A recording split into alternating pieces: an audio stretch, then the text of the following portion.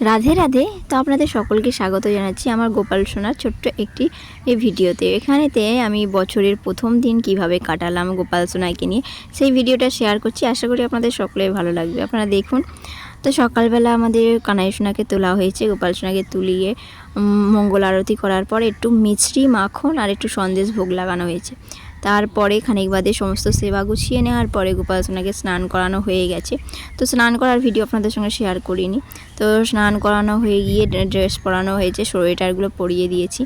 পরিয়ে দিয়ে এই যে চরণামৃত হয়ে গেছে, এই চরণামৃত আপনারা সকলে পেয়ে নিতে পারেন, আমরাও পেয়ে নেব। তারপরে ভোগ লাগানো হয়েছে, চন্দন তুলসী দেওয়া হবে। এখন তো গাছের ফুল ফুটছে না, তো সেই জন্য ফুল আর দিনই চন্দন তুলসী এখন দেওয়া হবে প্রতিটা। তার সাথে সাথে যে সোয়েটারগুলো আছে, যেহেতু ছুটির দিন আমি প্রতিদিন গোপাল সোনার সোয়েটার বা জামা কাপড় কাচতে পারি না, সপ্তাহে একটা দিনে কাচি। তো আজ ছুটির দিন বলে সেই জন্য ওইগুলো সব রেখে দিয়েছি বের করে। তারপর এখানে চন্দন তুলসী দেওয়া হবে, তো চন্দনটা বেটে নিয়েছি। তুলসী মহারানীর সেবাও হয়ে গেছে। তুলসী মহারানীকে স্নান করিয়ে আরতি দেওয়ার পরে তারপর তুলসী পাতা তুলে নিয়ে এসেছি। তুলসী পাতা তুলে নিয়ে এবারে এই চন্দন দিয়ে মাখিয়ে দেবো। তো অর্চনের সেবাটা করে নেওয়া হয়েছে। তুলসী পাতা আমরা প্রতিদিনই ভগবানকে চন্দন তুলসী পাতা দান করতে হয়, তো সুগন্ধি পুষ্পও দিতে হয়। তো এখানে আমি শুধু চন্দনের সঙ্গে তুলসী পাতা মাখিয়ে গোপাল সোনাদেরকে দিয়ে দিলাম। দিয়ে তারপরে একটু সকালের ভোগ লাগানো হবে। এখানে ভোগেতে একটু মুড়ি আর একটু বাঁধাকপি চচ্চড়ি করা হয়েছিল আর একটু স্যালাড টাইপের দিয়ে গোপাল সোনাকে মুড়ি ভোগ লাগানো হয়েছে। আমি যে ভোগ প্রসাদগুলো শেয়ার করছি, এগুলো কিন্তু ভোগ নামানোর পরেই আপনাদের সঙ্গে শেয়ার করছি। তারপর একটু পাঠ কীর্তন করব। চিত্তে করিয়া ঐকম আর না করি মনে আশা, আর না করি মনে আশা।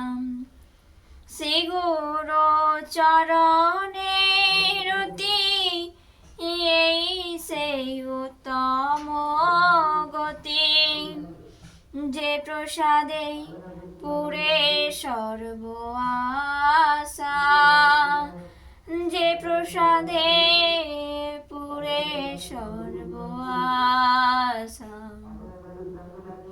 শ্রী গুরু করুণা সিন্ধু অধম জনার বন্ধু, লোকনাথ লোকের জীবন। তো পাঠ কীর্তন করে নিয়ে তারপর গোপাল সোনার সোয়েটারগুলোকে যে কেচে দিয়েছি সেইগুলো কেচে দিয়ে শুকনো করতে দিয়েছি, রোদ বেরিয়ে গেছে।